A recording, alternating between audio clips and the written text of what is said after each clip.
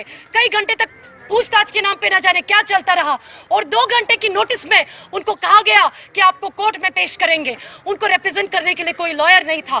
जब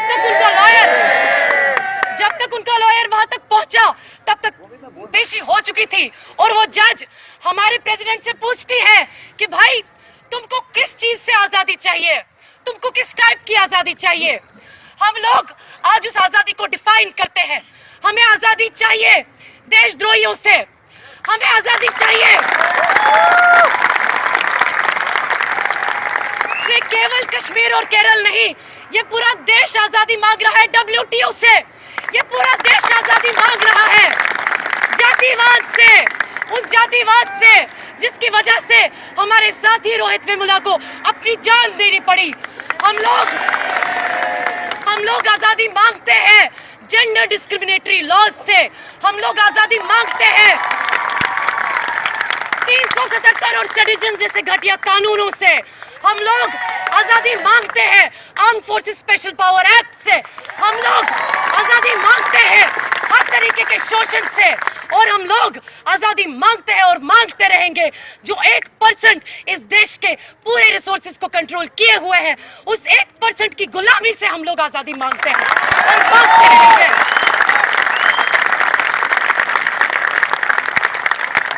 एक बात को हमें स्पष्ट तरीके से समझना चाहिए और कहना चाहिए।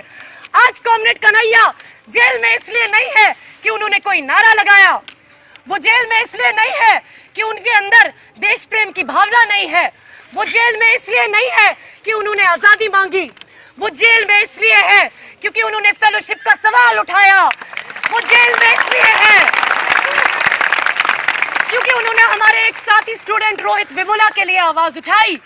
आज हमारे जो बाकी साथी हैं जिन पर सेडिशन के चार्जेस लगे हुए हैं, जिसमें हमारे JNU के जनरल सेक्रेटरी कॉमरेड रामानागा भी है और भी कई लोग पर सेडिशन और क्रिमिनल कंस्पिरेसी के चार्जेस लगाए गए हैं, उन लोगों ने इसलिए उन पर कार्रवाई नहीं हो रही है कि उन लोगों ने कोई गलत बात कह दी थी।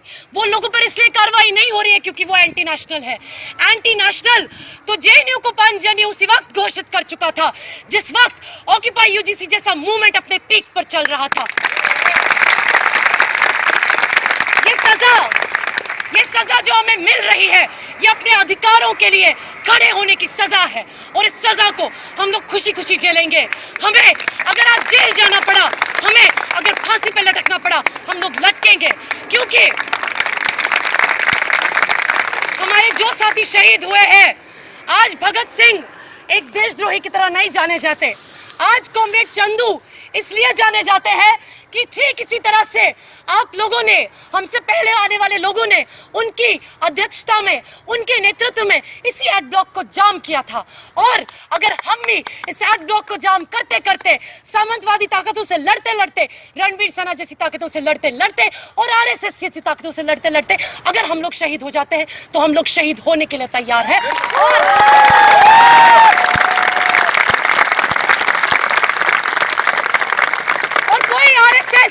हमें सर्टिफिकेट नहीं दे सकता कि हम लोग देशद्रोही है या देश प्रेमी है। वो लोग 26 जनवरी को जब इस देश ने एक संविधान अडॉप्ट किया, उसको ब्लैक डे के तौर पर मनाते हैं। वो लोग तिरंगे झंडे की जगह भगवा झंडा फैलाना चाहते हैं।